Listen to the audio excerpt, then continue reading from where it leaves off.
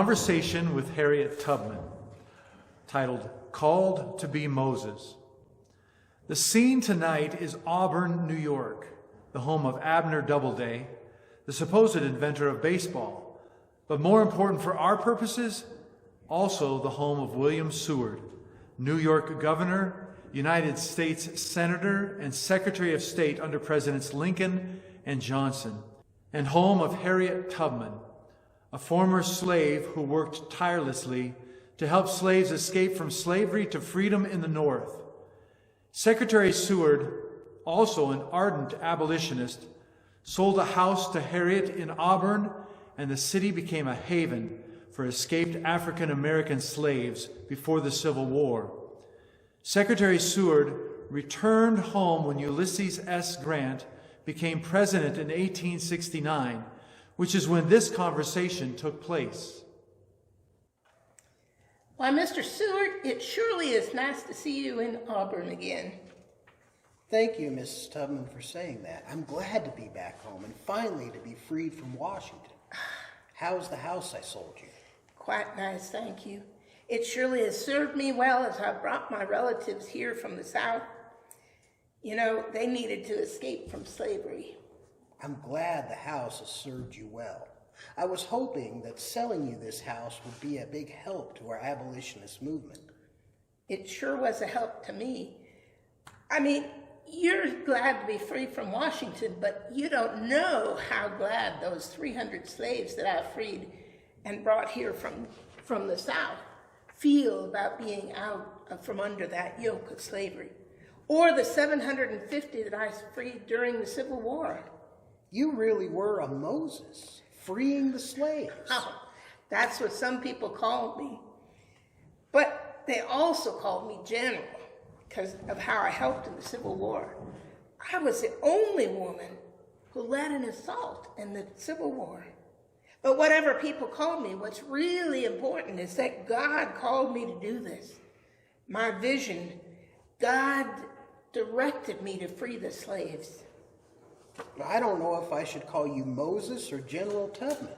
What are you doing now that the war's over? Well, the slaves may be free, but many are poor. I'm raising money to help build schools for black children. But I'm beginning to think that that's not the only thing I should be working on, that there are others who need freedom. What do you mean? Have you heard about Sojourner Truth? Of course, she's a former slave like you. She's been preaching a long time about freeing slaves.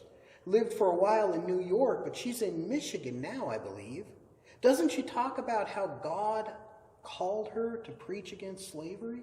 Absolutely right. That's why she changed her name to Sojourner Truth. But she's preaching about something else now. She is? Is there some kind of slavery I'm not aware of? Perhaps.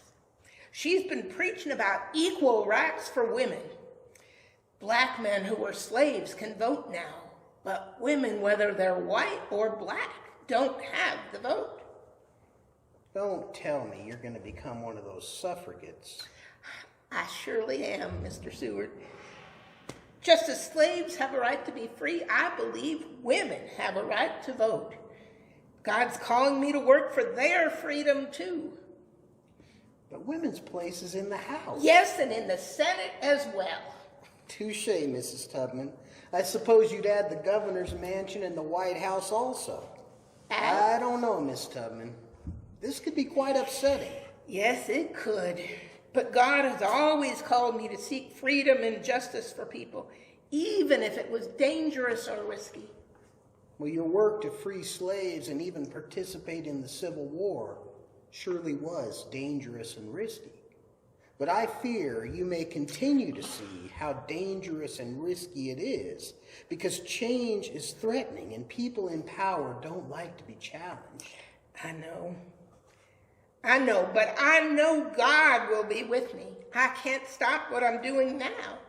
Well then, you don't think that your work is done? Not at all. I believe that God has work for me to do as long as there's people oppressed and suffering from injustice. I imagine your work will never be done. As long as people pursue power and financial success rather than the common good and compassion for people in need, it'll be important to stand up for justice. Unfortunately, I believe you are exactly right. Besides your work for freeing slaves, educating their children, and for women, I wonder who we'll have to stand up for. That is a good question.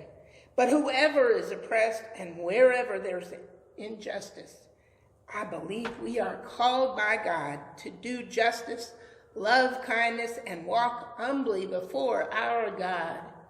Those are marching orders to keep constant vigilance for where work on justice is needed. Yes, we need to keep our eyes open to where the work is. We need to keep that justice and freedom going all through the world. So God's call didn't stop when slavery ended. No, it didn't. There's still as much work to do for black folk and for women and for many others too. My visions leave me with another question though. How can I keep from seeking justice for oppressed people?